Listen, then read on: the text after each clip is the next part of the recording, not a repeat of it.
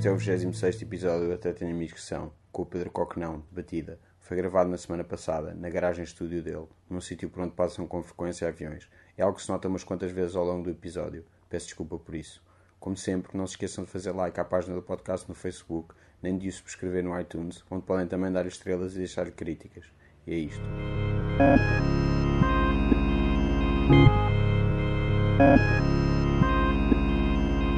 Estamos aqui na tua garagem. Tens ali o Combat Rock dos Clash e vários discos. Que tipo de discos é que tens ali? Olha, aquilo são discos que andavam perdidos. Eu estava preocupado com eles e não sabia onde é que eles andavam e andei a recolhê-los, tipo filhos.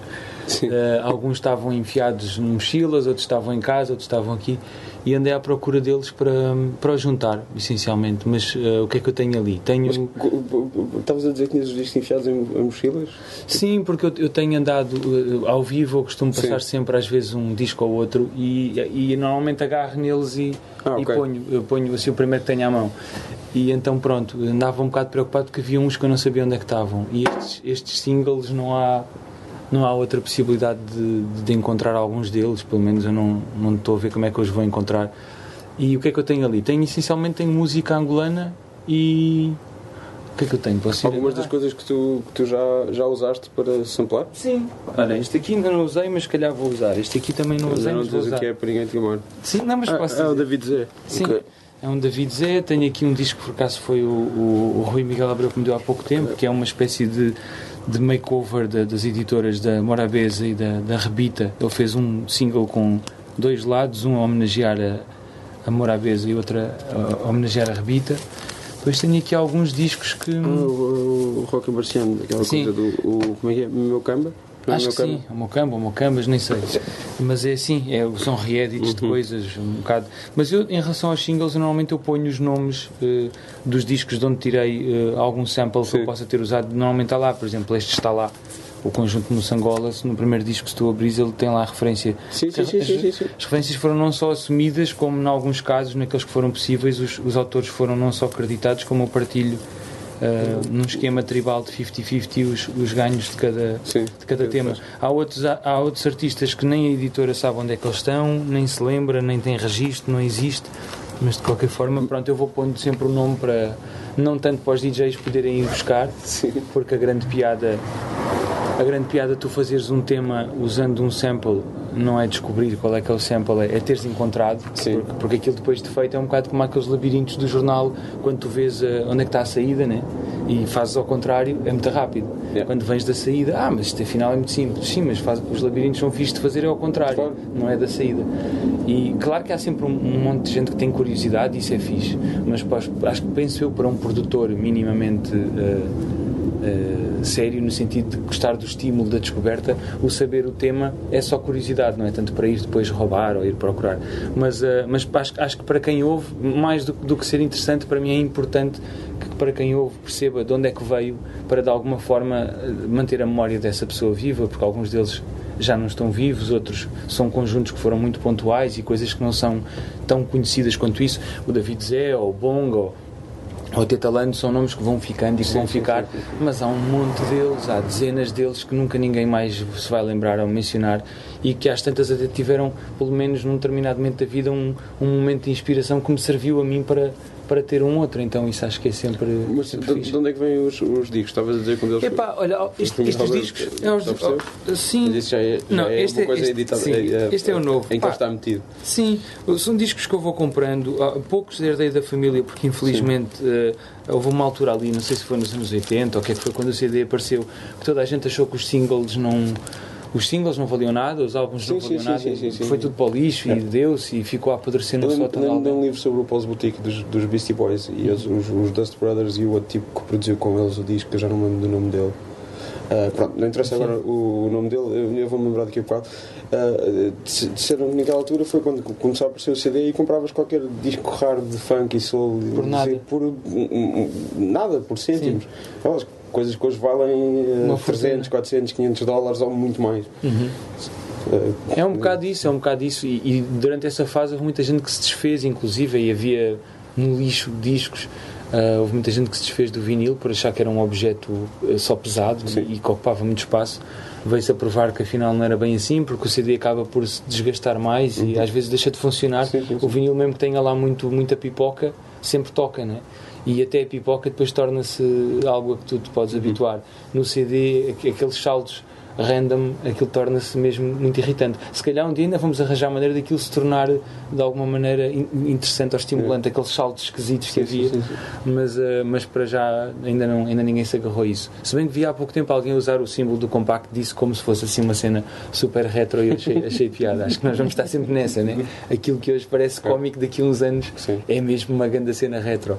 Mas o vinil tem esse objeto, independentemente do CD e do MP3, depois um dia virem a ser uma grande coisa, o objeto em si é maior, para começar, tem textura e tem mais qualquer coisa. Normalmente acumula cheiros também, que é uma coisa que o CD não acumula tanto. E às vezes traças. Há sempre, às vezes, sim, e bichos e bactérias. Portanto, parece assim uma coisa mais, eventualmente um bocadinho mais orgânica.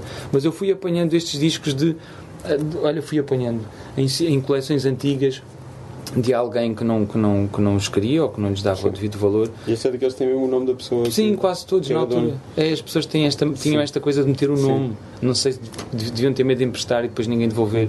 Também é um clássico do vinil, não é? Do CD. Do vinil, do CD, e do DVD. Do MP3 já não é. Do MP3 já não, sim. Do MP3 já não é esse problema. Tu mandas e pronto, olha, fica com ele. Mas sim, este é um clássico dos empréstimos dos objetos. Então nos discos há muito esta coisa às vezes feia de ter o nome de alguém, mas tem alguma piada, ficas a pensar quem seria o José e porque é que ele terá comprado o disco do André Mingas.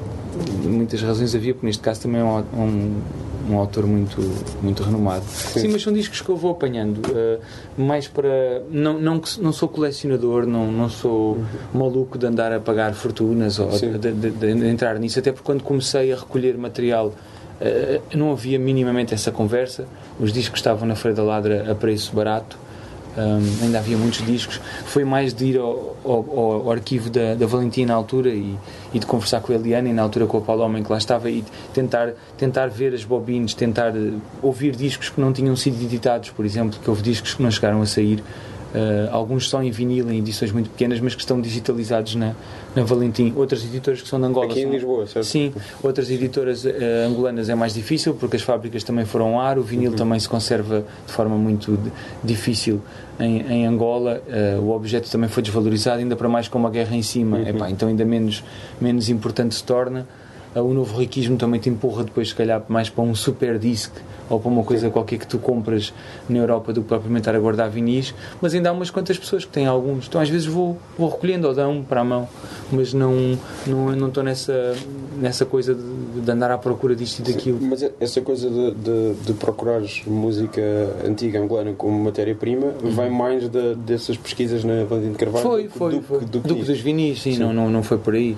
Porque os vinis era mais uma coisa de casa, aqueles álbuns que havia, aqueles álbuns que tinham tipo a Abelha Maia, mas depois também tinham o do Ouro Negro, tipo aquelas coisas assim, tipo caderneta de singles, porque havia um mercado muito grande de single cá, era mais barato e às vezes as pessoas só queriam mesmo aquela música, não tinham tanto essa cultura de ouvir o álbum inteiro.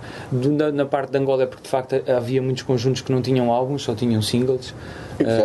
Em Portugal também havia muita coisa do single, né? Mas também houve sempre aquela coisa do top. O top dos singles era diferente do top dos álbuns.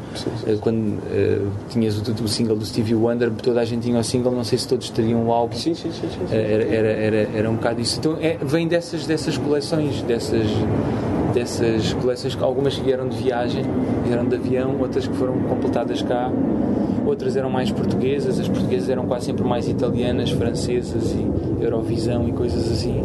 E de quem vinha de Angola especialmente, notava-se logo uma diferença na coleção, era muito diferente. Tinha sempre mais qualquer coisa da R&B ou qualquer coisa da Motown ou da Stax e qualquer coisa do Jimi Hendrix ou qualquer coisa eventualmente do Ibiza, daquelas bandas de fusão dos anos 70, ou Afrobeat não era tão frequente, mas mais essas coisas. E depois, claro, as bandas angolanas que marcaram aquela década. Depois muitas cassetes.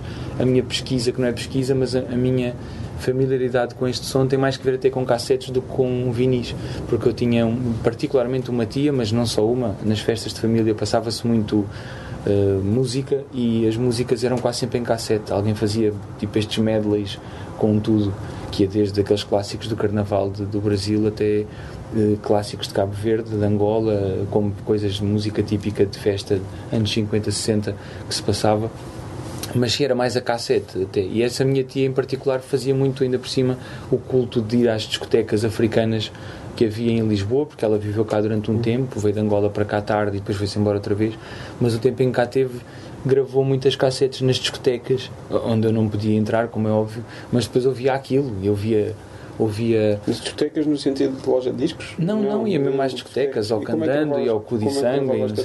Não sei, mas pelos vistos havia um culto qualquer de se gravar o DJ para gravar os sets. Sim. Dá para gravar uma... Ainda apanhei isso, ainda trabalhei numa discoteca que tinha um deck de cassetes. Ainda havia sítios, eu lembro-me do Left Santos que fechou para aí há 3 anos, que era um bar relativamente novo, tipo aquilo deve ter aberto tipo 2005, 2004. Eles tinham um deck de cassetes lá, acho. Pois. Foi ficando. Ou um gravador de CDs, já não me lembro. Agora se calhar já era gravador de CDs ou mini disc. Exato, não era gravador de CDs. E tu pedias, olha, dá para gravar aí. E normalmente o DJ não se importava muito, punha aquilo a gravar e tu vinhas com um bocado da noite e podias perpetuar a noite. E eu ouvi muitas dessas noites sem as viver em casa, porque eu estava sempre em repeat. Então tanto se apanhava música de Angola como de Cabo Verde e tanto música mais tradicional, que nós chamamos tradicional, mas que não é, música urbana dos anos 60, 70, porque o David Zé não é música tradicional, sim, como outras coisas. Nós é que chamamos tradicional porque é africano, então colocamos logo a coisa no étnico, mas não tem nada, é música urbana, até se calhar, se me permites o exagero, só para marcar a posição, se calhar mais urbana até do que se passava em algumas cidades cá, porque era música que fundia e que era um bocadinho mais livre na letra e na experiência do que a generalidade dos músicos aqui. Havia uns, outros que não, que até que estavam em ligação com os de Angola, mas na generalidade lá a coisa estava um bocadinho mais hippie, mais freak, mais psicadélico, etc.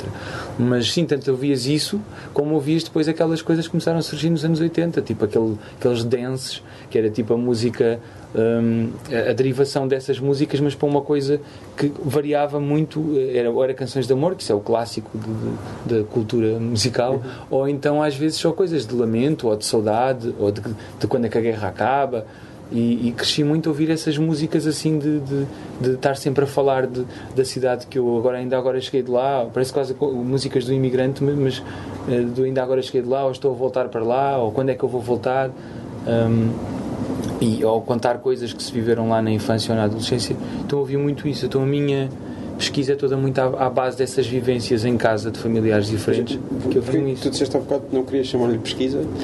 Porque sei lá, a pesquisa tem sempre um lado académico que é formal quase, não é? Eu vou decidir fazer uma pesquisa. Sim, às vezes eu tenho esse lado, porque eu também tenho cá o meu lado geek e nerd de deixa-me lá então aprofundar um bocado sobre isto, porque estou com tempo, deixa-me fazer aqui ainda por cima hoje em dia, não é? Fazes um Google e encontras coisas, ou deixa-me lá ler aqui nas entrelinhas. Muitas dessas coisas é complicado encontrar no Google. Por isso é que é tão bonito. Documentação disto, nem de muita da música portuguesa. Sim, tal como também acaba por ser quase às vezes divertido quando vês alguém que vem de fora à procura desses singles e quer ouvi-lo. Sim, essa pessoa vai apreciar o som, a produção, o facto de ser diferente, mas depois não se consegue relacionar nem com a letra, nem com a carga emocional. Há a carga emocional humana, porque um tom de voz é um tom de voz, uma melodia é uma melodia, mas depois há coisas, especificidades que têm que ver com as vivências que tu tens, e isso ou com a comida que comeste, e isso é fixe. Portanto, eu ainda não sinto tanto pesquisa, é quase que uma coisa vivida. A pesquisa às vezes é quase, olha, a pesquisa pode ser falar com a minha tia, a perguntar, tia, qual é que era aquela discoteca do Campo Pequeno, ou era Campo Grande, que a tia estava sempre a falar, que eu aprendi, entretanto... E qual era? Acho que era o Candando. Okay. E qual é que era? E ele dizia, não sei o que, ok. Mas esse era do pai do Paulo Flores? Não, esse era não sei das quantas. Ok, eu nunca consegui fixar estas informações, mas às vezes tinha curiosidade para perceber o que é que se tinha passado enquanto eu ainda não era um adulto ativo, era só uma criança que absorvia coisas e que registrei coisas que não pedia a ninguém, mas depois mais tarde tu tentas um bocadinho encontrar o caminho ao contrário, fazer o labirinto, mas agora ao contrário. Tipo, mas olha lá, mas aqui, porque é que a gente aqui virou? Porque olha, esse era afilhado de não sei das quantas. Ok. Então porque vocês falavam com o Raul do Ouro Negro como se ele fosse da família? Porque ele na realidade era afilhado da tua avó e não sei. Mas ele era do AMBO. Acho que sim, quer dizer, a família não era, mas ok, eu já percebo, porque senão parece só assim uma espécie de marca de Noé de pessoas e de memórias que tu não entendes exatamente o porquê que tu estás tão familiarizado com uma coisa que ainda por cima não viveste. Porque eu vivi, mas era sempre um espectador. Nem vivi como criança vivendo em Angola, nem vivia enquanto adulto que socializava com estas pessoas. Era só a criança que estava ali. Estava na sala e ouvia a conversa e as pessoas, ainda por cima, acho que é cada vez menos, mas normalmente o adulto subestima muito a criança, e os nerds e os geeks sabem bem do que é que se está a falar. Normalmente são quase sempre crianças que tinham mais tempo ou mais atenção para outras coisas e registram muita informação durante essa fase, não estão ocupados a serem mais físicos ou outra coisa qualquer que outras crianças estão, e então assimilei uma porrada de coisas que eu não pedi. Pronto, e houve outras coisas que se passaram, e isso já é mais transversal a todos os portugueses, de desenhos animados da União Soviética e da Polónia e não sei o que também não percebias a simbologia daquilo, ou porque é que aqueles filmes de animação que com tanta carga social, porque é que eu tinha que ver aquilo? Não há bonecos um bocadinho mais simples, com coisas mais básicas, ou com piadas que eu perceba, com flatos e quedas? Não, esta coisa aqui, este filme é um bocado confuso para ti, mas vê lá. E nós crescemos a ver isso, essas histórias mais de esquerda e de ideais, ou até mesmo do capitalismo, tanto uma como a outra. E estas da África também, então era o vinil, era a cassete, então não é tanto uma pesquisa, é quase que mais uma vivência. A pesquisa depois é o tu tentares ir confrontar os adultos e as coleções de discos e a ti mesmo, a ouvir certas músicas e dizer, olha, esta aqui por acaso não me diz nada, mas também é angolana. Olha, mas esta aqui toca-me muito. Epá, estas guitarras mexem comigo. Esta voz aqui é... Tipo, e começas a perceber que há coisas que fazem parte mesmo da tua infância, tipo o bonga é um bom exemplo de uma coisa que está muito próxima e que tanto oscilava entre ser tipo uma memória emocional forte, como também assim uma coisa que te foi apresentada ao longo do tempo por preconceito e não só, às vezes como algo só divertido. O Kuduro também foi um bocado assim, é uma coisa mais recente para quem acompanhou só esta fase final, é um bocado isso, é uma coisa só cómica, uma coisa divertida. Sim, o Bonga era o tipo que ia aos programas com as miúdas a abanar, depois tu não sabes, depois ele próprio às tantas apercebe-se desse jogo, que é se eu não levo as miúdas ou se eu não estou a representar este papel do exótico, também não me querem, não estão muito interessados no conteúdo, nem nas bocas que eu mando, e isso eu não me apercebi enquanto criança, mas mais tarde apercebi-me que realmente houve toda uma fase em que a música africana foi abraçada, mas de uma maneira um bocadinho condescendente, um bocadinho exótica. É gostar ironicamente. É engraçado. Lá eles dançam muito bem, acho que eles gostam de dançar.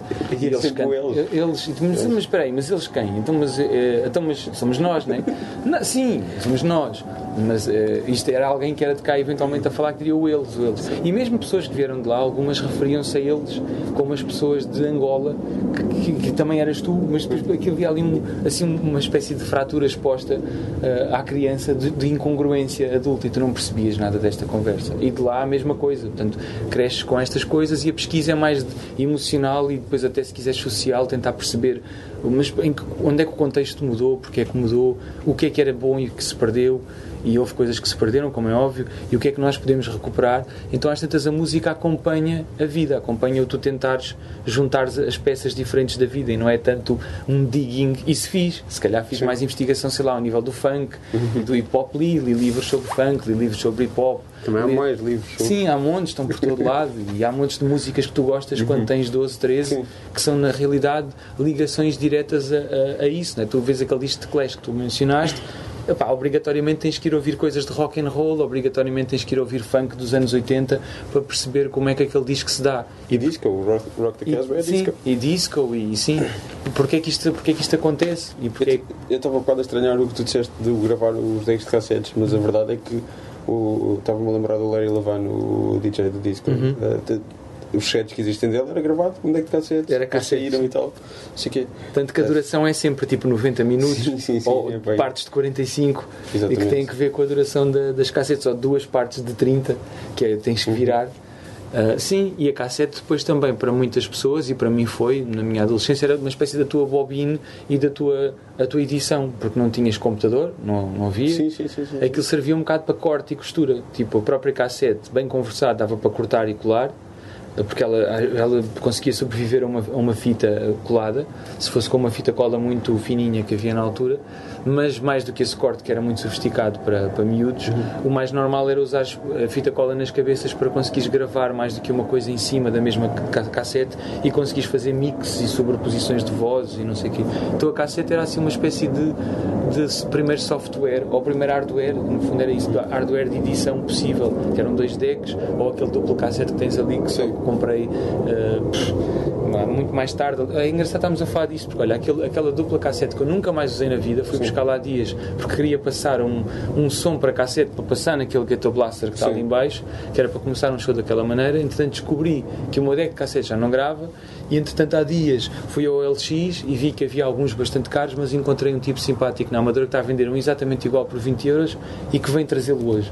Então estamos a falar de cassetes como se fosse uma coisa distante e eu hoje vou comprar um deck de cassetes, quer dizer, vou comprá-lo para poder usá-lo. Aquele tipo Awesome Tapes from Africa, ele toca com decks de cassete. Sim, e depois às tantas torna-se também engraçado, né? Neste caso é mesmo para poder, porque acho interessante, sei lá, o último disco, por exemplo, foi no processo de mastering, eu quis que se fizesse uma coisa que não era nem cassete, nem era um falso analógico, que se tentasse passar para DAT tudo, fazer o bounce para DAT e depois do DAT outra vez para o computador. E porquê? Porque a memória que eu tenho das gravações que fiz em DAT na rádio era de que o DAT parecia que punha tudo a soar um bocadinho melhor. Era uma impressão que eu tinha. Parecia que dava-lhe ali uma coisa qualquer. E realmente pusemos as gravações lado a lado, quando eu estava no estúdio, do DAT e o original, e havia uma pequena diferença. Havia ali qualquer coisa que era... parecia que colava um bocadinho o bounce. Pronto, é daquelas coisas que é para malucos. Eu achei que sim, neste caso a pessoa que estava a fazer a mistura comigo também achou que sim, que havia ali uma diferença, então vamos assumir. Então os temas que estão no disco foram temas que foram, a mix foi feita para DAT e depois de DAT outra vez lá para dentro, que não é propriamente um processo sexy de ser tapes e de ser uma mesa com não sei o quê. Não, foi só mais uma tentativa de fazer coisas. E a da cassete eu também gosto, porque há sempre uma textura na cassete, há o ruído da cassete, o vinil a mesma coisa. Não são obsessões, mas são coisas às quais ficaste ligado e que podem ser usadas como ferramenta aqui e ali, porque trazem qualquer coisa de diferente. Na realidade trazem, elas alteram o som. Eu lembro-me de ouvir Pixies em cassete a minha vida toda, enquanto miúdo, e a primeira vez que ouvi o CD achei aquilo estranhíssimo. Estranhei, mas que raio, eu nem sei se gosto disto, eu nem sei se gosto desta banda agora, porque a cassete em si, aquilo dava-me outro ambiente, eu já estava habituado e aquilo foi-se desgastando.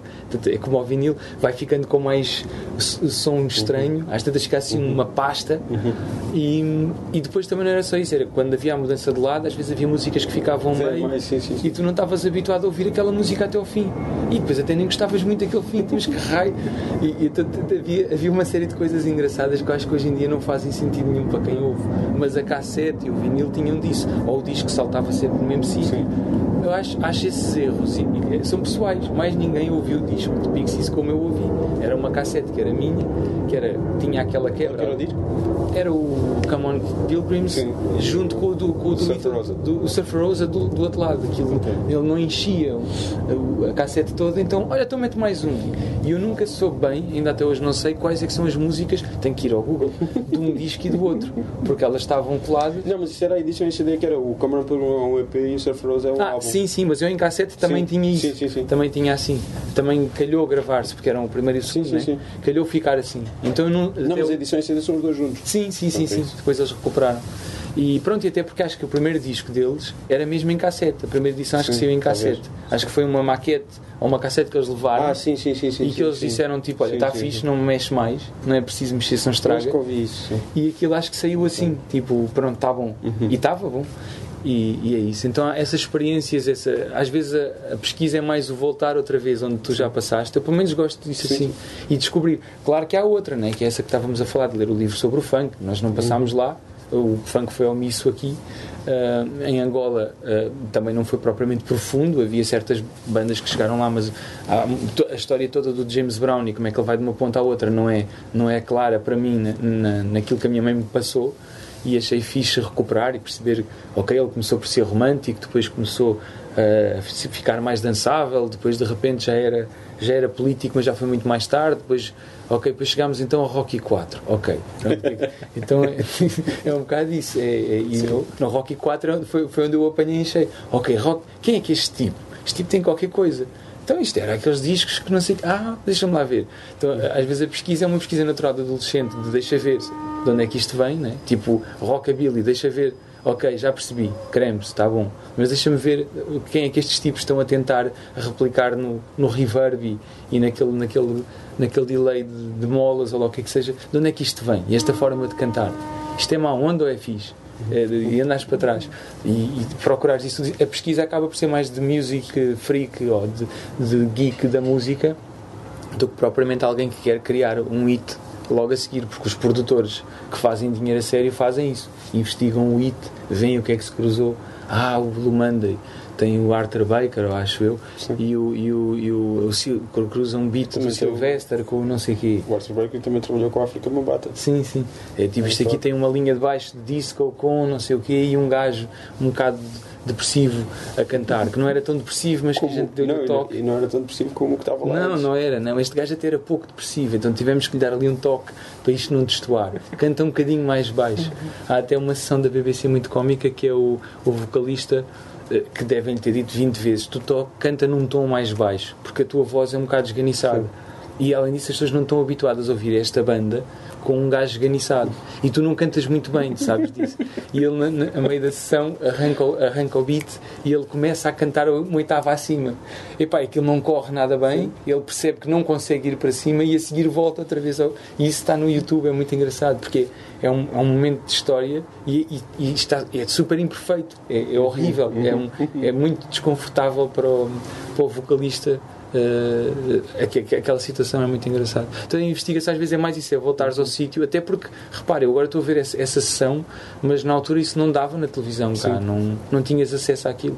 Então a pesquisa, a minha às vezes tanto é da Angola como é essa. Deixa lá ver como é que era o Blue Monday na altura, deixa lá ver, e que fixe, os gajos também a tocar, olha, estavam a usar a caixa de ritmos, o gajo tem uns pads, e o que é que ele está a fazer mais? É programação mesmo, portanto não é um live act nem é nada, é assim. Largas a beatbox, depois tocas a guitarra, fazes uns timbales assim e depois ele canta. Está uma rapariga com ar super enfadada a fazer umas teclas, que aquilo é muito simples, devia ser a única que sabia fazer aqueles acordes. Pronto, assim uma geek lá da rua, que nem sequer era propriamente uma performer, não era sexy nem deixava de ser, era a pessoa que sabia tocar teclas. E aquilo é giro de ver, tipo, então, mas afinal dá para fazer as coisas assim, tipo, normais, não é preciso ser sempre tudo incrivelmente perfeito, em toda a gente no palco ou toda a gente no estúdio tem que ser sempre uma maravilha. E isso é algo que nós estamos a descobrir com os computadores e com a possibilidade de estar sozinho a fazer as coisas e não teres que te preocupar com esses formatos nem da banda, nem da indústria, e poderes fazer as coisas mais próximas do teu coração. Então a investigação é mais isso, às vezes descobrires mesmo onde é que estava o teu amor e a tua paixão naquela altura e como é que o podes viver outra vez agora de outra maneira, não fazendo igual mas acrescentando cenas, não é tipo aquelas festas dos anos 80 que, com todo o respeito, que as pessoas voltam e é tudo igual, só que está toda a gente com uma barriga maior e sem cabelo e a rapariga, coitada, também o peito já descaiu e o outro também já o rabo, não sei o quê, é tudo igual, só que é tudo pior, as pessoas ficaram mais feias, alguns tinham sonhos que não se concretizaram. O DJ não acrescenta nada porque está só a repetir a tabela do que batia na altura. Isso é um bocado deprimente. Eu acho fixe ser saudosista e ter essa coisa, né? de pensar para trás, mas depois de viveres agora. E se viveres agora vai ser sempre diferente, como o vinil que tu pões a tocar ou como a cassete, que ele tem sempre uma atualização. O digital dá-nos essa ideia de que podemos repetir as coisas exatamente, se calhar sim na gravação, mas não na vivência. E a pesquisa para mim é isso, é quase constante. De vez em quando estou a falar contigo e estou-me a lembrar de coisas que ainda nem tinha, não me lembro sequer ter falado disto recentemente. Algumas coisas sim, outras não. E isso é fixe. E daqui se calhar já me está a dar vontade de fazer qualquer coisa. Nós começámos nos colégios, depois fomos para a música angolana, passamos pelo funk, soul, etc. Agora estavas nos New Order, estavas nos Pixies.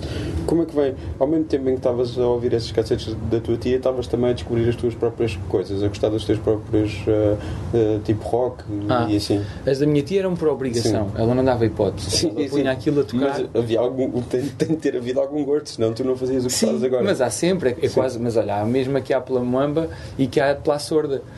Na altura apresentavam-te uma Sorda ao almoço e tu perguntavas sempre o quê? Tem ovo estrelado ao menos? E a negociação era, ok, sim, a gente então vá, o ovo é estrelado. E tu focavas no ovo estrelado, tentavas juntar em cada garfada uma proporção entre o ovo e a Sorda para não te custar tanto a comer, pelo menos a minha era assim.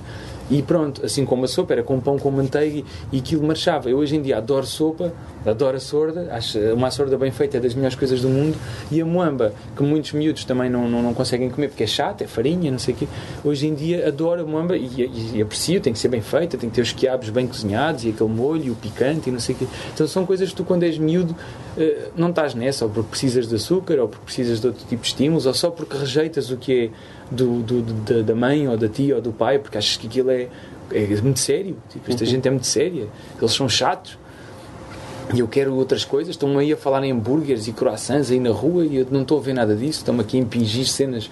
E com a música era a mesma coisa, tipo, esta gente sempre a ouvir estas músicas do tempo do Caprandando e da Maria Cachucha e eu quero perceber o que é que se está a fazer agora. E na escola a malta não fala disto, porque também os outros miúdos que tinham estas ligações, que não eram assim tantos, mas que havia alguns, na verdade foi uma geração que cresceu um bocadinho a esconder essa proveniência até, porque tu eras preto ou branco, tu eras considerado uma de duas coisas, ou racista ou explorador, ou explorado também não é bom, primitivo ou qualquer coisa, selvagem, esse tipo de palavras, e isso, sendo em surdina e sendo de forma discreta ou não, existia. Sim. E então, às tantas, tu enquanto miúdo pensas, bem, isto não é assim uma grande coisa para, tipo, minha bandeira, né? Eu venho de Angola, tipo, tu não bate, é assim, és do metal, és gótico, és vanguarda, és do skate, do surf, rockabilly, escolhe uma destas cenas, não me venhas com uma cena agora tipo da África nesta fase da vida. E então isso era mais uma vivência em casa e no bairro, nos subúrbios, em alguns em que a coisa era impossível, porque ao fim de semana estava a tocar e tocava para fora da janela, mas enquanto jovem tu querias mais, era estar perto dos outros jovens e mesmo enquanto DJ eu comecei muito assim, a passar aquilo que aparentemente nos fazia juntar às outras pessoas e não que nos fazia afastar. Até que cheguei a um momento em que percebi que isso é muito cansativo, a vida social é extremamente cansativa, o tentar aproximar é um esforço que depois acaba por te anular e te faz desaparecer enquanto pessoa, e depois nunca és verdadeiramente aceito, porque o que é aceito em ti é uma projeção de ti e não o que tu és, e às tantas fico, olha, não, ok, deixa-me lá ver. E a primeira vez que eu vi, ou começo a passar música de dança principalmente, percebi que descambava, não percebi logo, mas hoje em dia quando falo com a minha irmã e o que eu passava no quarto e tudo, eu gostava muito de tudo que era eletrónico e que descambava um bocadinho para coisas mais sincopadas, coisas mais tribais, etc. Tanto no house como mesmo no hip-hop, os eletros todos, eu gostava muito daquele up-tempo um bocadinho mais quebrado, não por pensar muito nisso, mas porque me parecia mais fixe.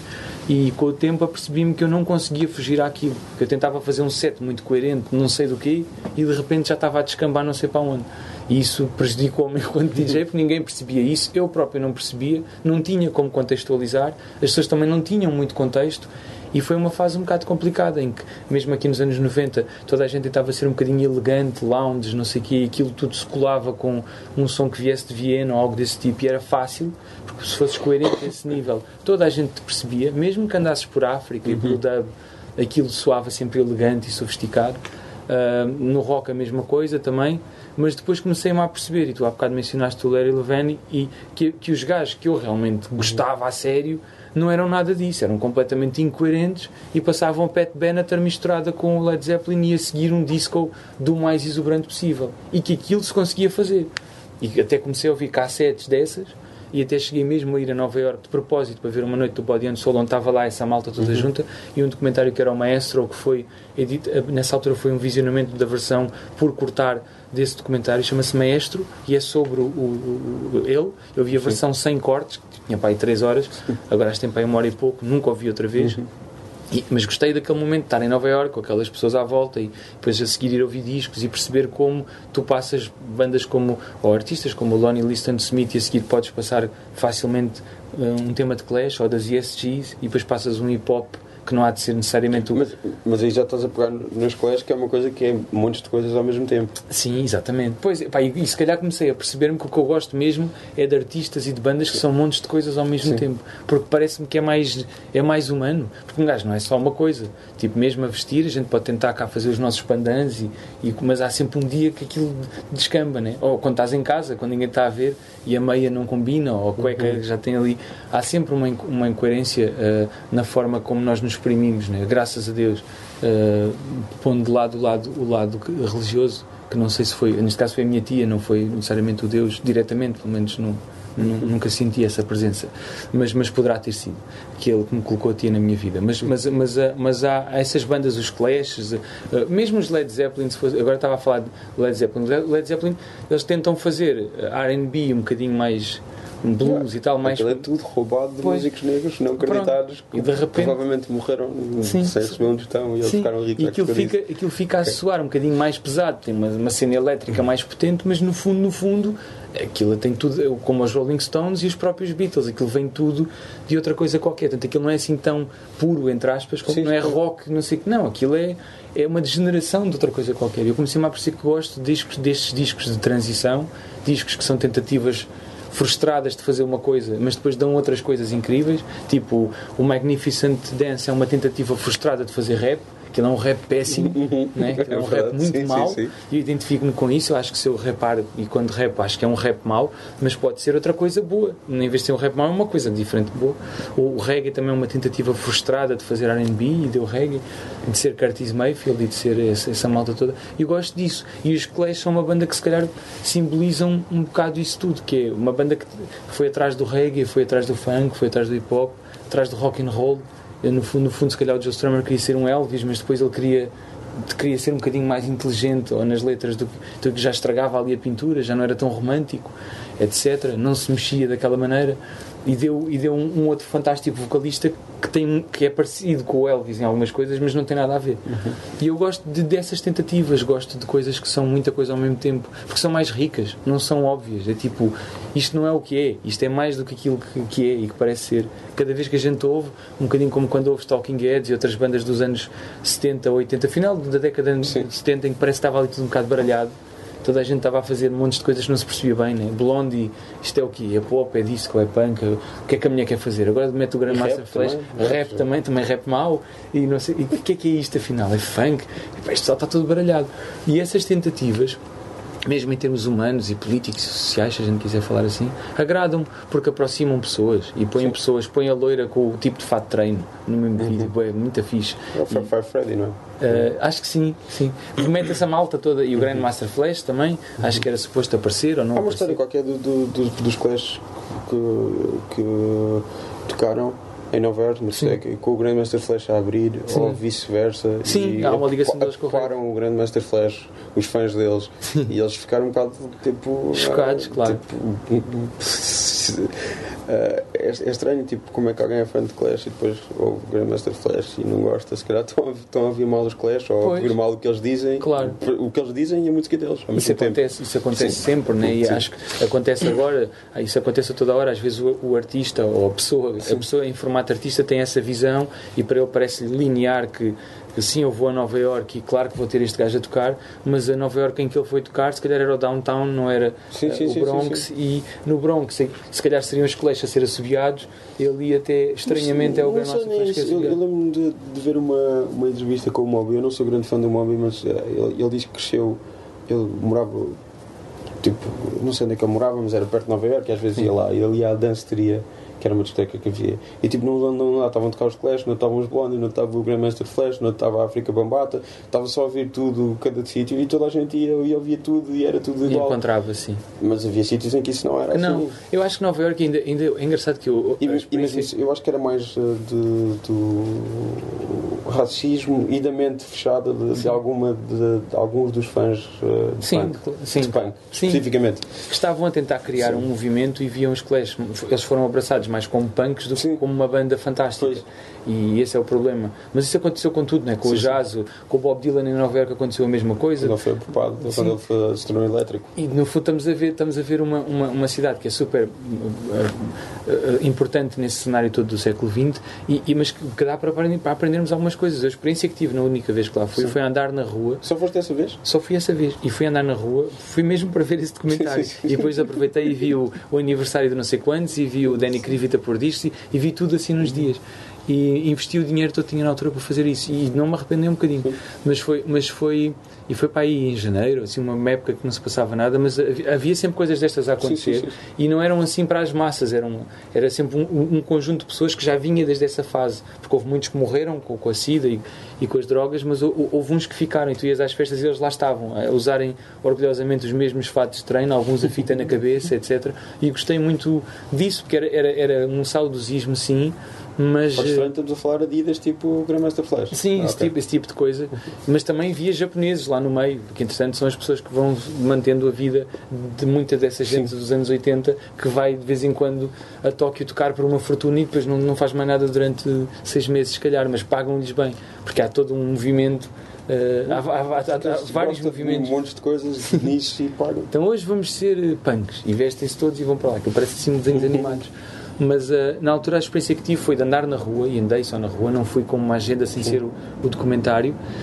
E a tal tarde de domingo, numa discoteca que se montava de propósito para ter este sound system que tentava ser vagamente parecido com o do Paradise Garage, que nenhum é igual, porque nunca ninguém aceita que se diga tal coisa de ninguém ou de nada. E então andava pela rua e sentia isso, que era, tu vais andar na rua e começas a entrar, começas a perceber que está a ficar tipo Itália, e começas a ouvir sotaque, e de repente, isto é mesmo Itália agora, que engraçado, olha, parece num filme de mafiosos, parece um cenário de Hollywood, e de repente, olha, não está a deixar de ser Itália, está a ficar um bocado chinês, não, agora já está em chinês. Ou seja, há zonas que são mesmo aquilo que é suposto serem.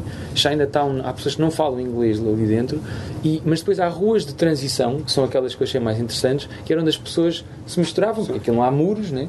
Então havia ruas em que começava a ser um bocado do outro, mas ainda não era, e depois de repente, já está.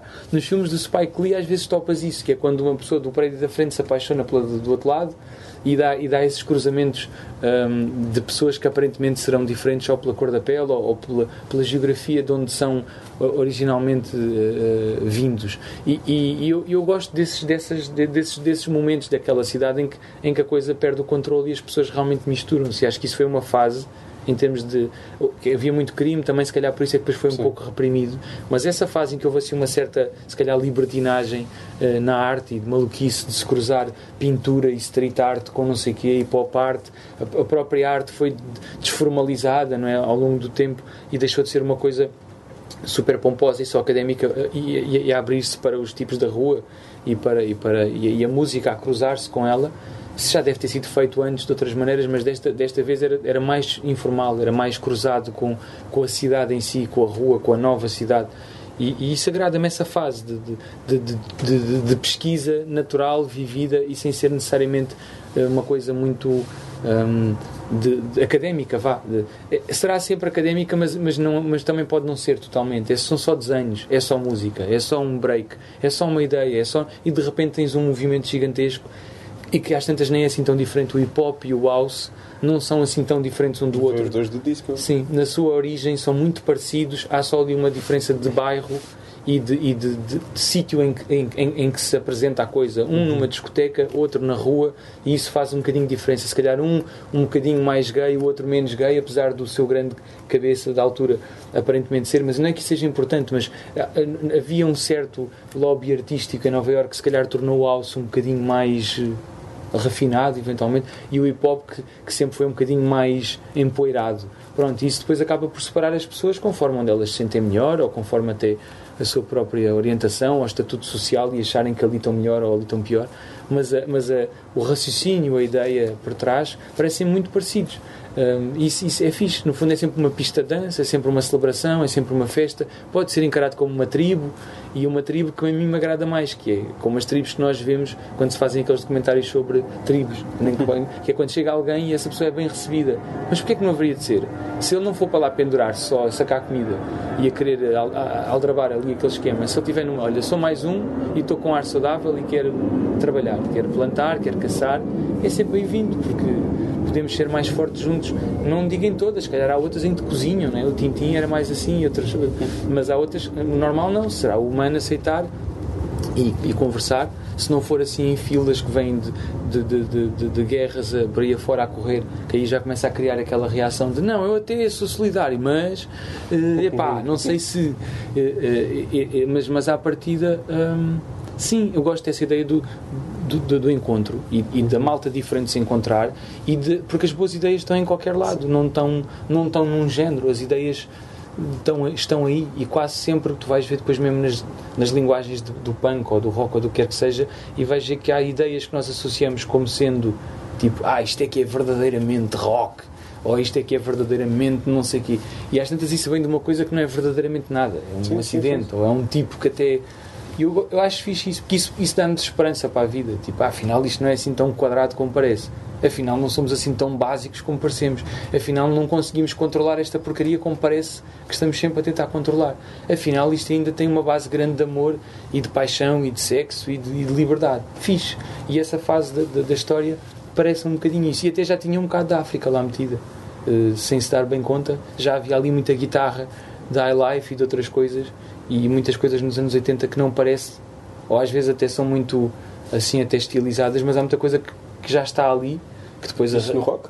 Em montes de coisas, quer dizer, o rock da Casbah é a norte da África, não é tanto a África como as pessoas imaginam, mas já tem África. Os Beatles também já tinham África, através do Wildlife e das coisas mais do Ghana e da Nigéria, também sempre foram entrando de uma maneira ou de outra. Hoje em dia até os Smiths, que é tipo a banda mais branca de sempre, tu tens guitarradas que são quase à data. Sim, e tens...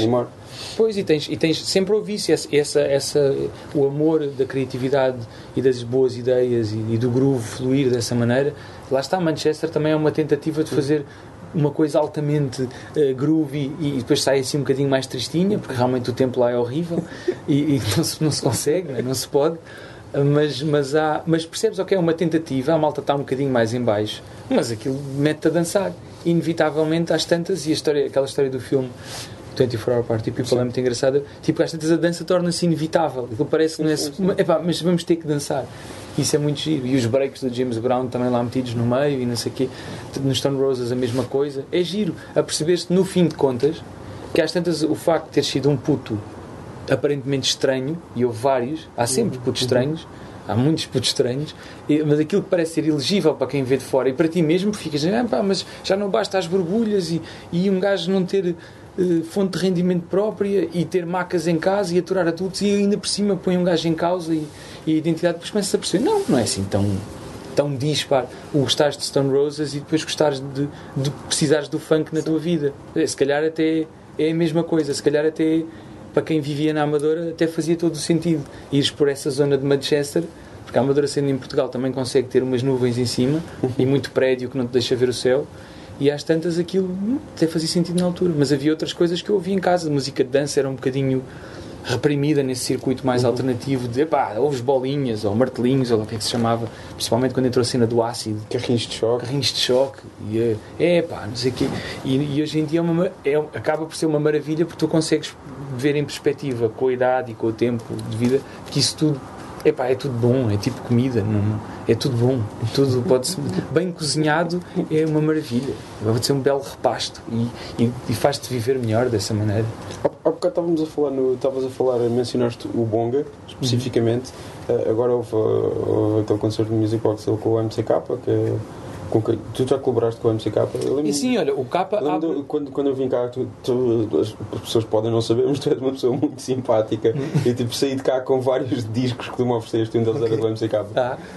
Então, olha, o Capa, sim, eu conheço o Capa, conheci o Capa através de um amigo comum e já éramos amigos antes de nos conhecermos, porque esse amigo comum fazia publicidade um ou outro do outro, e conheci o Capa muito fininho e era um puto com um boné para o lado. Hoje em dia é um tipo bem posto e mais ponderado e já com 2 cursos acabados, o que não é coisa fácil em Angola, e com uma consistência na carreira dele que continua, sem urgências, sem estar sempre a editar coisas, mas vai fazendo. E o Capa acabou por exemplo, na edição da Soundway, no primeiro disco, é ele que abre o disco, porque eu achei que precisava que ele abrisse o disco. E ele abre o disco com a capela, porque tenho esse orgulho nele e em conhecê-lo.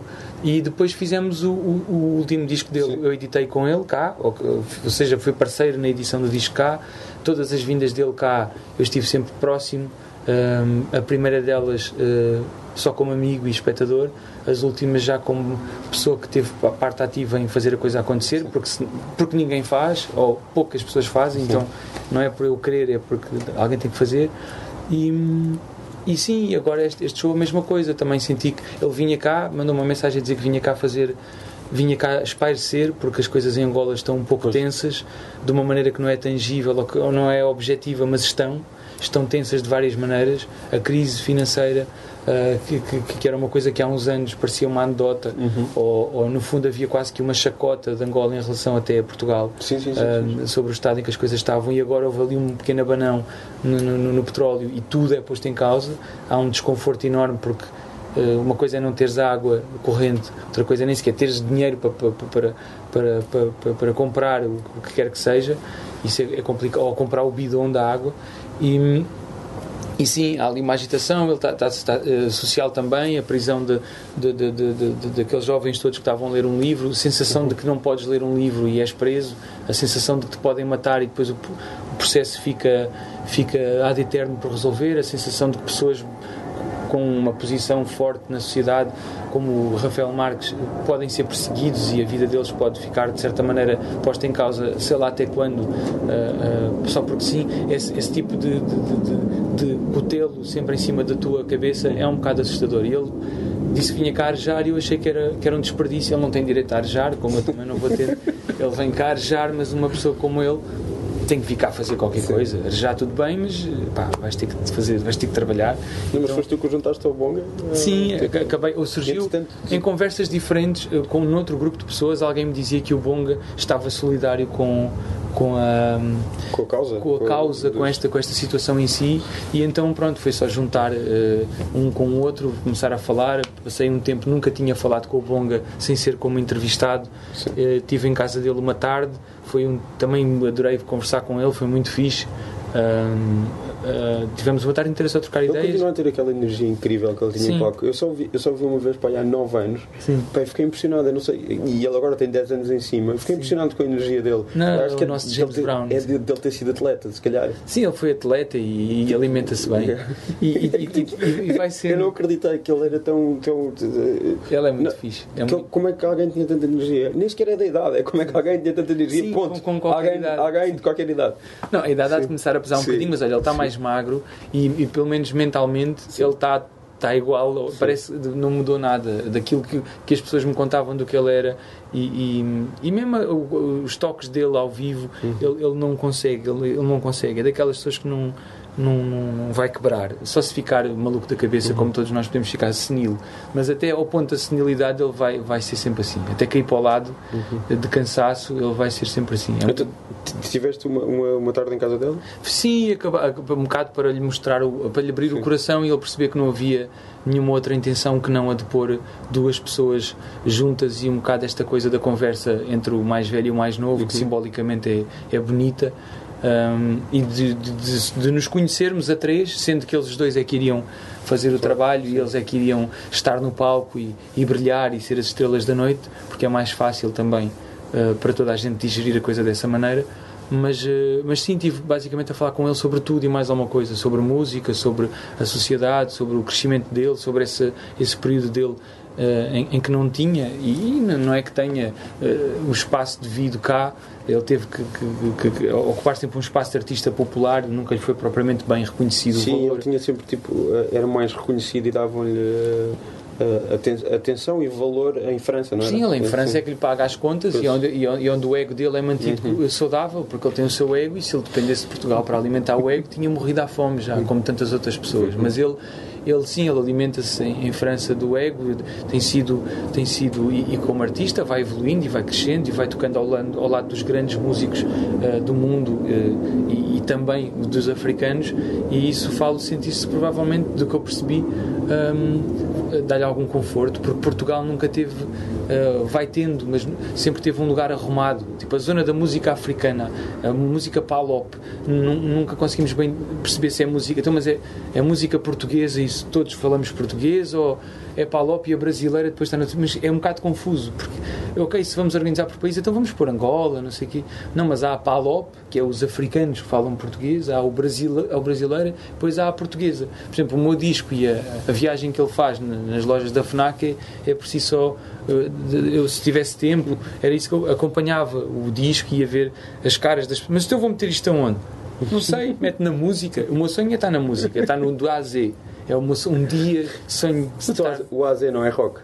Pois, rock, se calhar é. Mas estás a ver, já me estás a dar uma informação que já tenho mais qualquer... Eu acho que é. Então o da a Z é rock pop. Mas como é que é possível? Então o da a Z é rock pop e as outras é que são específicas. Podes dizer, tu tens o gajo no último tens o gajo do Maximo Park. Pois, podes dizer que é rock. Eu também não facilito a vida às pessoas, né? Mas esta diz aquilo, eu gostava de estar no da a Z, que é no sítio das já pessoas. Já colaboraste com o Damon Albarn, metes lá, já colaborou com o Damon Albarn e pronto, eles põem-te no AZ. Mas se calhar tenho que pôr uma fotografia minha na capa e assim não tenho hipótese na zona africana, porque eles ficam, mas este gajo é branco, o gajo não pode estar na cena africana. Então pode ir para o World Music, que é onde me chutam logo a seguir. E aqui, às vezes vou dar ali entre o palop, o World Music e sei lá mais o que, eu gostava de estar em todas, porque o eu acho World Music também é outros 300. O World Music é um bocado, a esta altura é assustador, ficas com aquele selo de, mas eu não tenho 50 anos ou 60 e não quero fazer da minha vida uma coisa como um pouco de mofo, como muitas das coisas do World Music estão, os próprios festivais. Não, eu estou a dizer a noção do World Music. Sim, é uma coisa estranhíssima. Mas quando alguém te chama World Music, em alguns casos pode ser bom. Mas noutros a mim mete medo, eu fico com medo de se me chamarem também World Music, está fixe, mas tem que chamar montes de coisas, sendo que para mim o World Music é um conceito que essencialmente é um conceito comercial, como quase todos, claro. mas é um conceito de tentar meter toda a gente numa bola e poder vender isso, não é? Isto é gente do mundo, os outros não, os outros são é da cidade, isto é do mundo, mas estes gajos não são da cidade.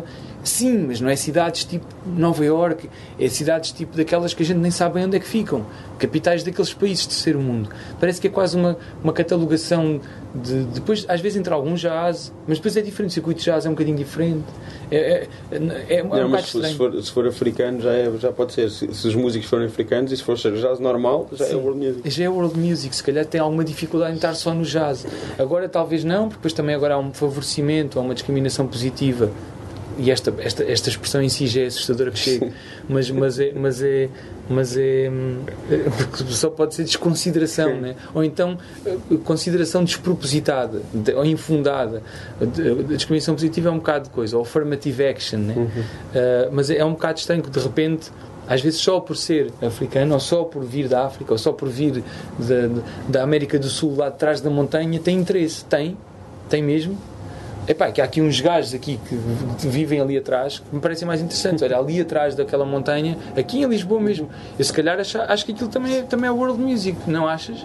Sim, mas não sei, agora, não sei. Os gajos já não têm, não percebes, não sei. E eu não sei o que é que as pessoas se referem ao não sei, na maior parte das vezes. Os festivais têm mudado um bocadinho, já vão abraçando estas fusões e a diáspora de outra maneira. Mas que é por aí que tu costumas tocar lá fora?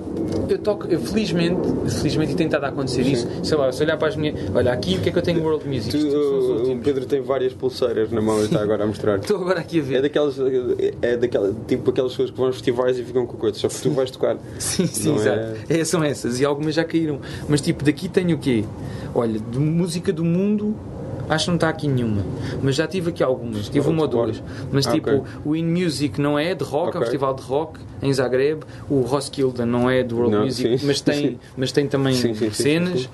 O Glastonbury também não é, mas também, olha, tinha o Dalai Lama e o Grandmaster Flash a tocar ao mesmo tempo. O Grandmaster Flash eu ainda consigo ter a esperança de uma battle. Agora com o Dalai Lama acho que é impossível. Tipo, quem é que está a tocar agora? Está o Grandmaster Flash, vai começar o Lionel Richie e também o Dalai Lama. Porra, mas o Dalai Lama é que é um projeto eletrónico, não é o gajo. Ok, então, nem eu queria estar a tocar, queria lá ver o que é que o senhor tinha para dizer, porque ele tem um ar simpático, parece tipo, dá toques de Paco Bandeira, mas ao contrário, é fixe. E então Glastonbury, ok, isto aqui foi do Africa Express, que também, epá, tem um logotipo da Greenpeace? É. O Africa Express é coisa do Damon Albarn? Não. É. Okay. O Greenpeace do Glastonbury, porque o Glastonbury transformou-se assim numa espécie de Rock in Rio, por um mundo melhor, mas um bocadinho ainda com mais dimensão e não sei o quê.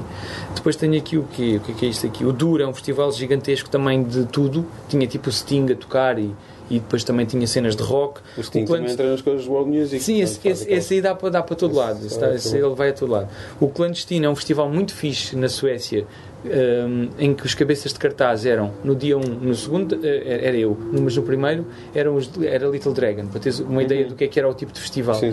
E as outras cenas eram cenas de tipo também de fusão, mas não necessariamente world, era assim este tipo mais de pop com cenas.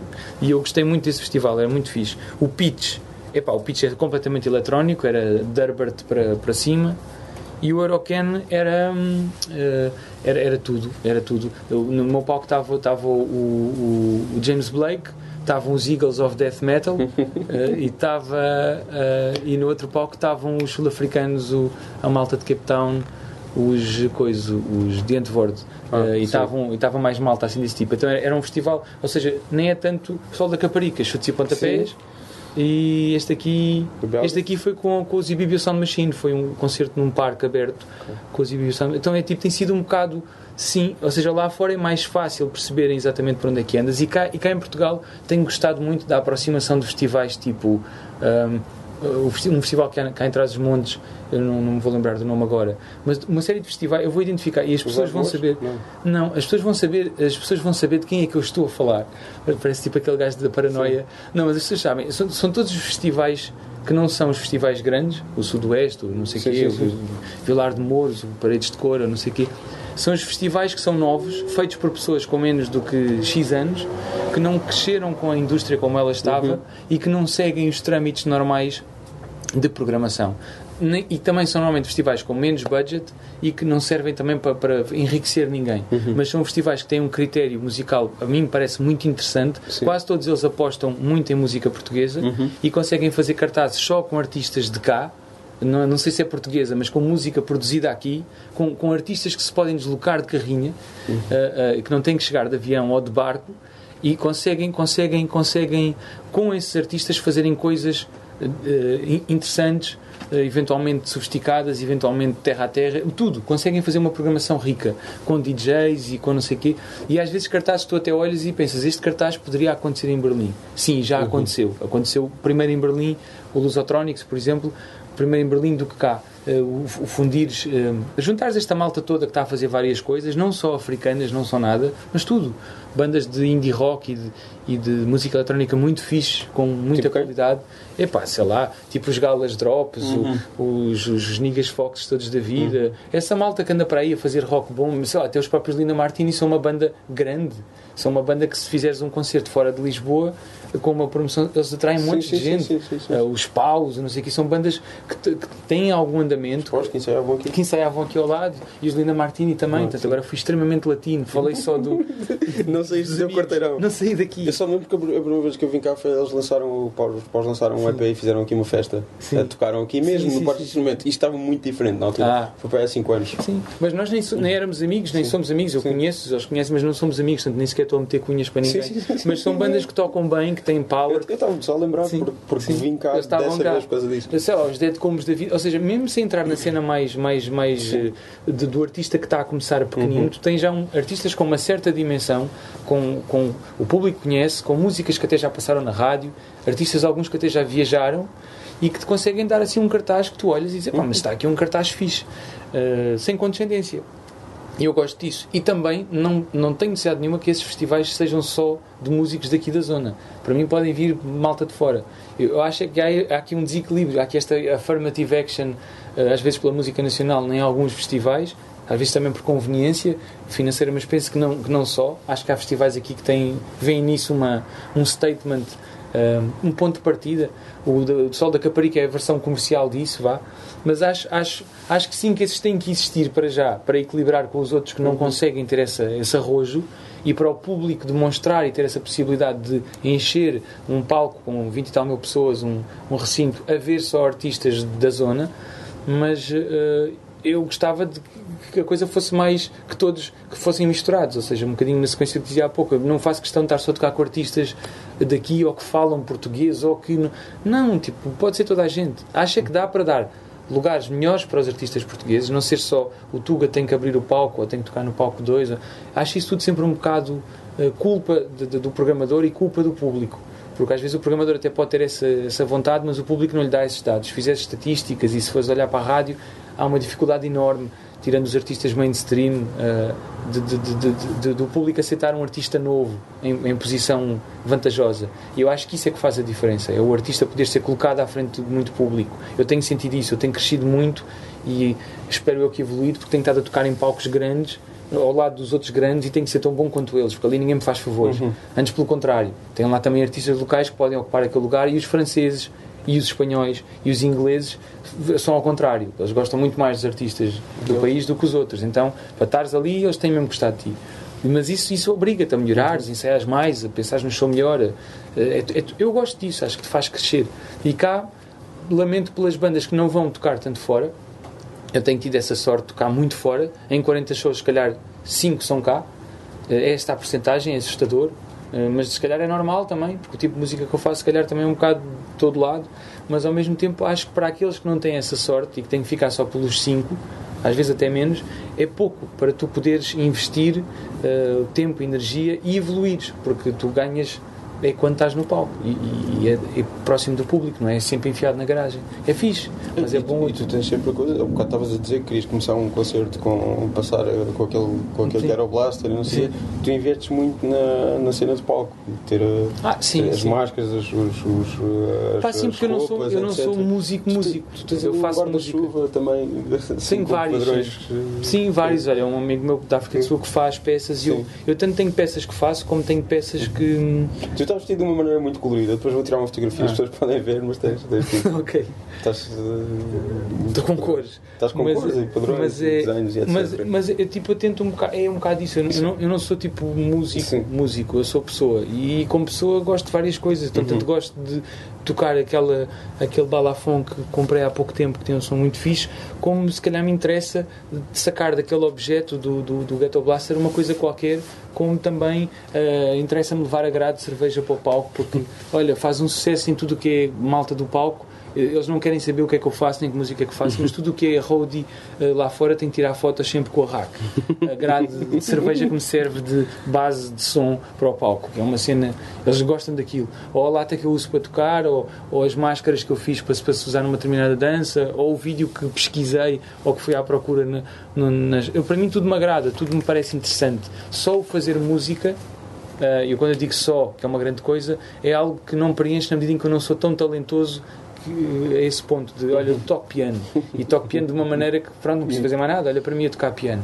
Eu não tenho esse talento, então, e também se calhar nem sequer me consigo focar dessa maneira, então vou tocando, e isso se calhar identifico isso um bocadinho não como uma cena tradicional africana, porque não é, porque na tradição há um bocadinho essa coisa do filho aprende e o pai não sei o quê, é um bocadinho se calhar uma coisa mais punk, ou um bocadinho mais, se calhar uma África mais nova, que é essa do vou tocar só, toda a gente dança e toda a gente faz música. Pode haver os mestres, o mestre que toca balafon, mas na prática todos podem participar na música, todos batem palmas, todos cantam, todos dançam, e eu sou mais um gajo desses, só que tenho esta coisa irritante de achar que quero compor o meu próprio espetáculo e que já agora um bocado irritante para o mestre, né? Não, mas espera aí, eu não sou mestre, mas olha, eu vou fazer uma música. Então, mas como é que é isso? Epá, eu vou fazer, olha, já está a sair, desculpa lá, mas tu não podes, olha, já fiz, pronto, está feito. Mas isso está no tom, não faço ideia do que é que estás a falar.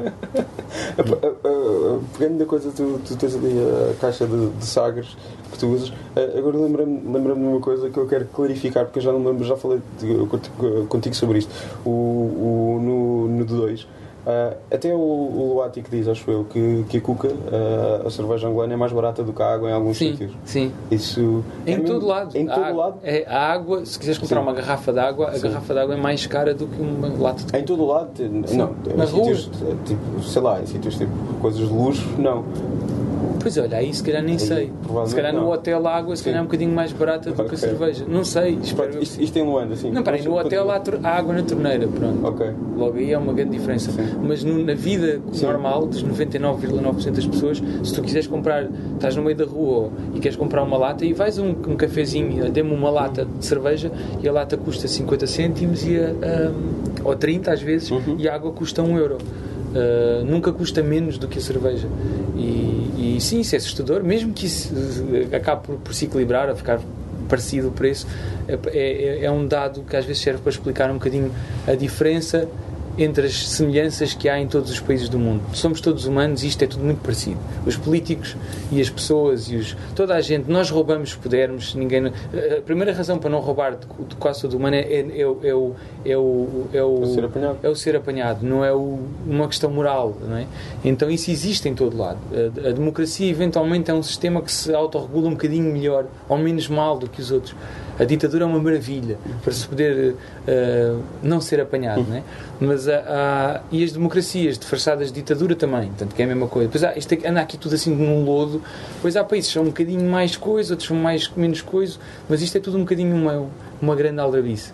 E andamos aqui todos a ser enganados e enganar-nos uns aos outros. Mas há dados às vezes que são um bocadinho. Quando tu tens, ok, mas depois desta conversa toda, dá-me dados um bocadinho mais básicos para eu conseguir perceber que eu não tenho a tua vida. Isso, ok, então vá. Então, diferenças entre Angola e os outros países de quem nós não falamos. Primeiro, nasci em Angola. Portanto, é provável que eu a certa altura falo daquilo. Pronto. Depois, sou cidadão angolano. Pronto. Também português.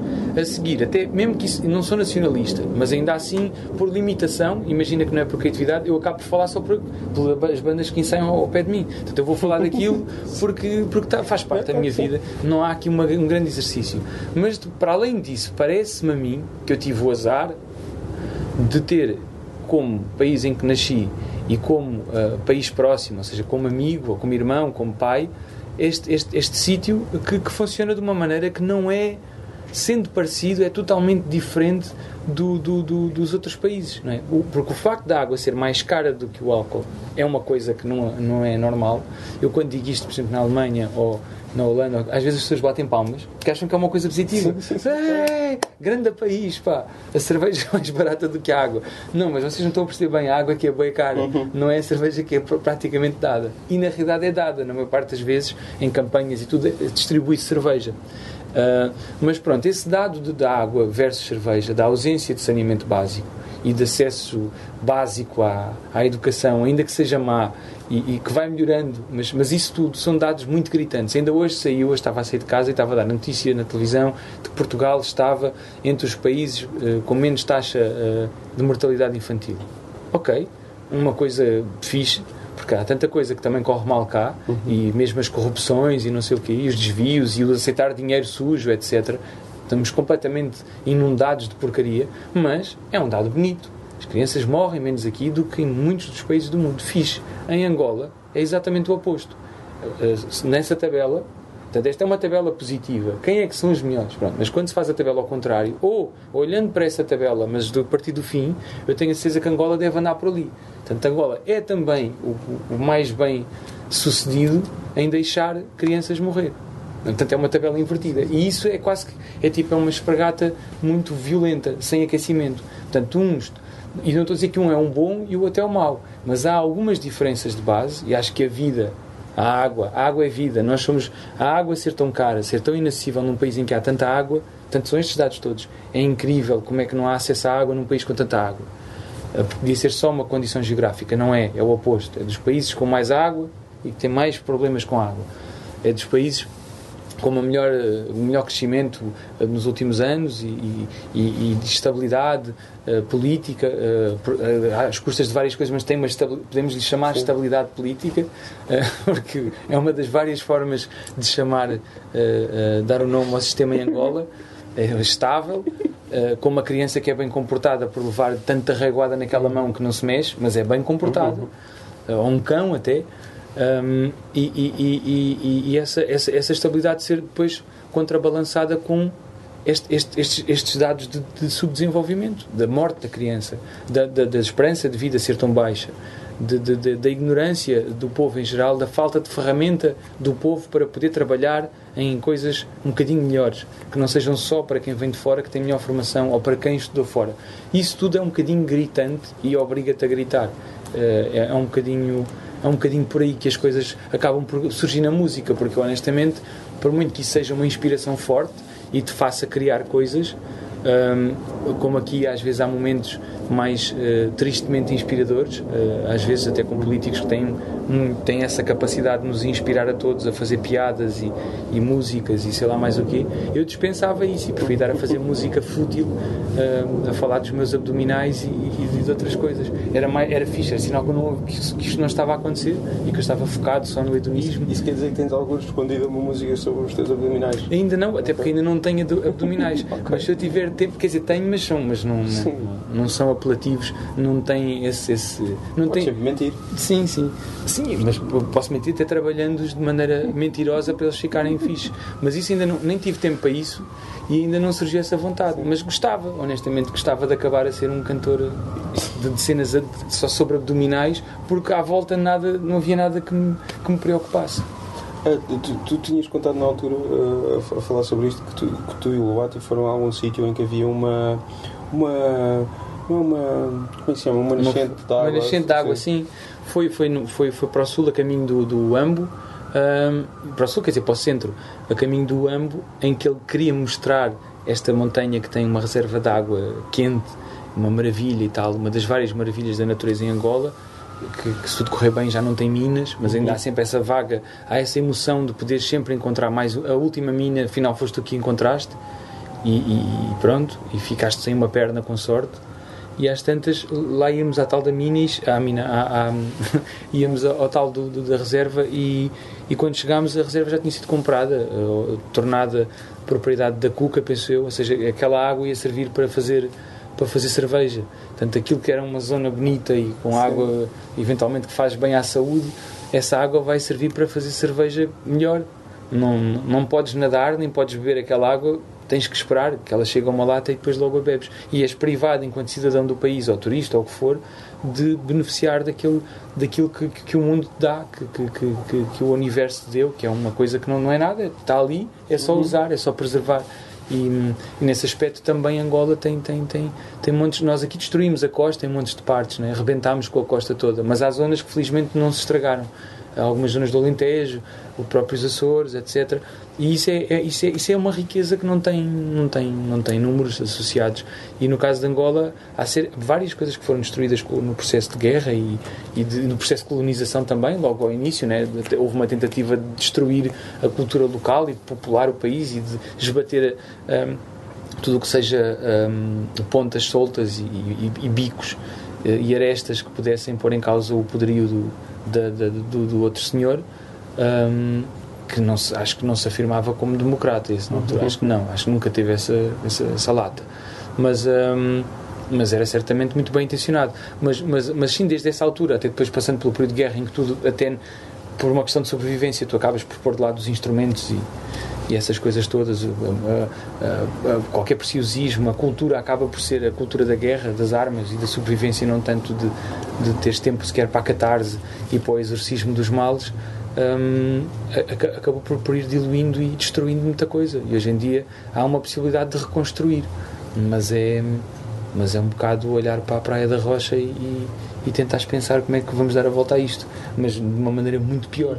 Não é tanto, e tal, um prédio aqui, um ali, não, é tudo, é a estrutura mesmo, os alicerces do país, os pensamentos que estavam por detrás da independência e que não as músicas, voltando aos discos para o que apontávamos na conversa, as músicas falam de sonhos e de coisas incríveis e bonitas, com guitarras incríveis e com psicadelismo e com experimentalismo na música e com dança e com sensualidade e com canções de amor, tudo ao mesmo tempo.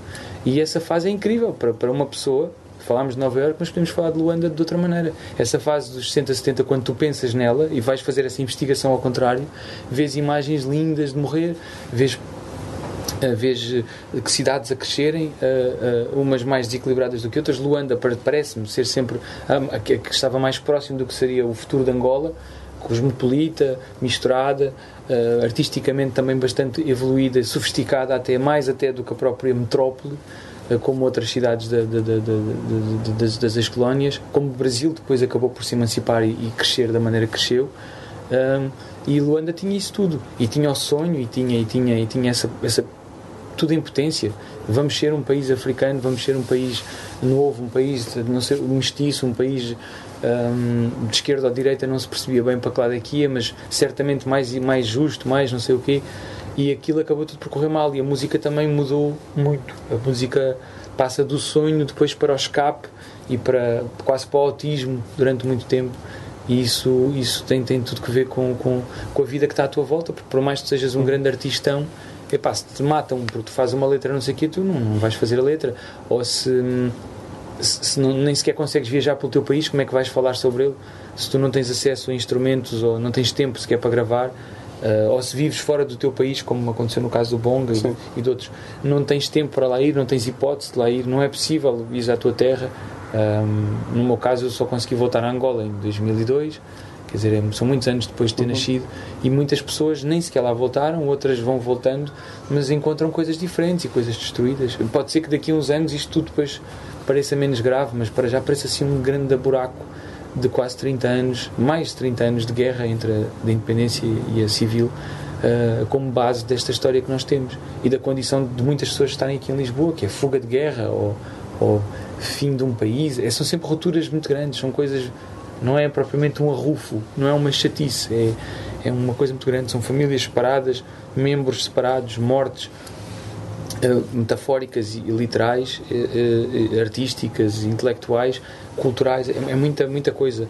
Claro que há muita vida, mas depois também, se calhar simbolicamente, essa coisa de tanta morte infantil é quase que um bocado uma ideia de que em Angola as coisas nunca há muito tempo para chegar a engordar e crescer, e os que crescem têm que ser mesmo fortes como o raio, porque não há muita hipótese de tu estruturares as coisas. Isto está a ser feito assim de uma maneira, através da música. Sim, o MCK, os discos dele são como que a terapia de muita gente que vive lá, e como que o noticiário de muita gente que vive cá, como os do Lulati. O Lulati não tem a formalidade de fazer discos, o Capa tem, mas as palavras que ele vai... Tu me dizias que ele fazia milhares de canções. Ele tem montes de coisas, tem porcarias aí feitas, aí tudo aí nos discos, maquetes com mau som, mal gravado, e ainda não rapava como rapa hoje, e métrica toda amarada, mas tem montes, e tem coisas muito boas, como é óbvio. Ele é muito anarca nesse aspecto, ele colabora com quem lhe apetece, não faz só rap, faz rap, mas em ritmos diferentes, não é como o Capa, portanto é um rapper diferente.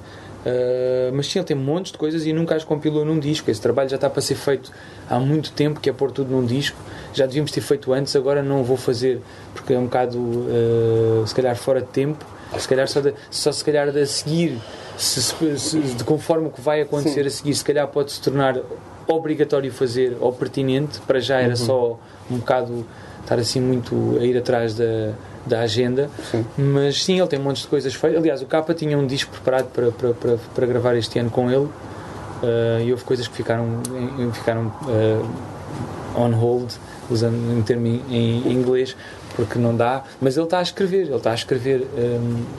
na prisão, e provavelmente, infelizmente, deve ter muita inspiração para escrever, deve estar a escrever mais do que um disco, e tem tempo também. Ele está a escrever e já fez saber, eu recebi uma carta dele há um tempo, em que ele me assumia isso mesmo, que estava a aproveitar o tempo para escrever o que não tinha escrito nos últimos anos, porque ele andava um bocado desligado da escrita e ocupado, e até com isto mesmo que está a acontecer, e não escrevia. E então, olha, na brincadeira às vezes digo entre amigos, e ele sabe que seria mais ou menos essa a minha abordagem, que é, pá, olha, então aproveita bem, e de certa forma ainda bem que estás a ter esse tempo todo livre, estás aí na tua vida, descansado. É só pena não teres o Wi-Fi e o iPad e duche e a luz solar e um bocado de uma cama um bocadinho melhor e a alimentação minimamente digna, mas tirando isso, ainda bem que estás aí, porque tens tempo para escrever. Ele é um rapper muito fixe, mesmo que ele não fosse inteligente, não tivesse no sentido do humor do caraças. E só a voz dele, só ele a rapar por cima de coisas. Eu gosto muito da voz. Sim, ele é carismático, até porque para além desse carisma todo, ele tem. Se ele não tivesse coisas para dizer, se ele não fosse inteligente, se ele não fosse coisas, eu gostava dele mesmo. Mas ele depois, além disso, também tem isso. Ele tem esse carisma todo da figura e do timbre e não sei o quê. Depois tem a coisa de também, que eu disse fixe, né? Que também não tem grandes abdominais. Ele é outro gordo. Eu acho fixe que um gordo safe tão bem em palco. Acho sempre fixe. Acho que eu vi uma vez isso por si só já era um statement.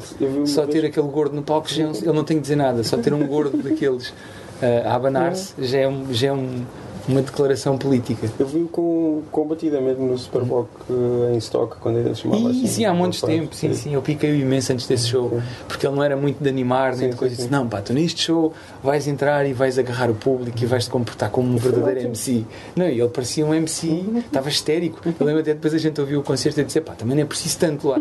Tipo, isto já parece mesmo um gajo mesmo profissional. Eu também não espero isso de ti, até me desiludes de certa forma, porque ele abriu o show assim, parecia que o mundo ia acabar.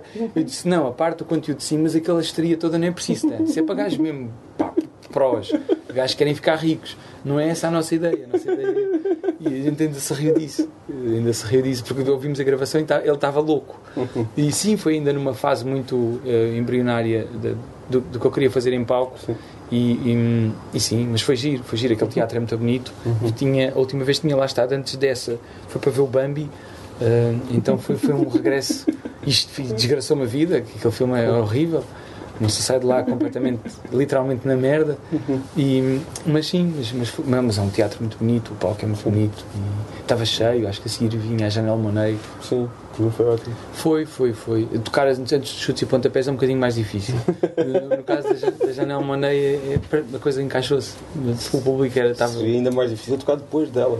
Sim. Ou depois dos chutes. Se calhar depois dos chutes acho que era pior. Acho que é uma boa maneira de acabar. É, não é? Pior no sentido de ser difícil. Sim, claro. Não, sim, não. É um desafio. De seguir. Porque ter o carisma. Eu ainda quando contratei no caso da Costa, contratei um baterista à última hora que foi batizado de Calulu. que está aqui. Da mala dele. Daí Calulu, porque ele tem esse carisma também. É o baterista dos Octopus. É o Octopus, são dois. Sim. É um dos dois Octopus. Mas sim, ele deu o melhor que tinha. Mas as pessoas ainda não o conheciam nesse papel. Se calhar faltava-lhe um lenço na cabeça, ou não sei. Eu não consegui criar, nunca consegui fazer o B com os braços. É difícil. E então não houve essa coisa, esse clique. Mas foi uma boa experiência, foi fixe. Principalmente porque deu para expor, nomeadamente a atualidade, a um monte de gente. Sim. E deu para estar a apresentar o espetáculo, que não é parecido com o dos chutes e pontapés, a um público que é um público de chutes e pontapés. Então foi muito fixe. E nunca me tinha cruzado com eles em palco. E não deixa de ser um momento também interessante. Obrigado, Pedro. Olha, obrigado eu.